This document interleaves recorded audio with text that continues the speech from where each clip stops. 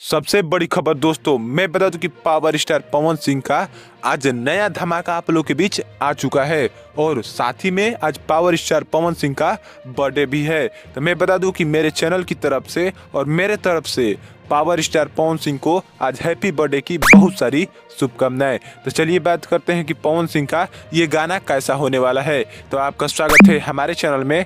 Like तक video देखते रहिएगा। अगर नए हैं तो हमारे चैनल को सब्सक्राइब जरूर कीजिएगा ताकि कोई भी भोजपुरी खबर आज से छूटे ना।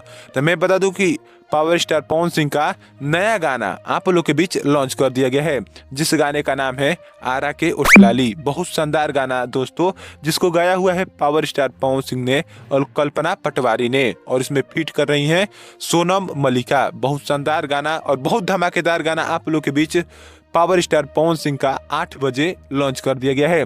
इस गाने को सारेगामा हम भोजपुरी के यूट्यूब चैनल से आप लोगों के बीच लॉन्च किया गया है। आप लोग जाकर इसका फुल वीडियो अब देख सकते हैं।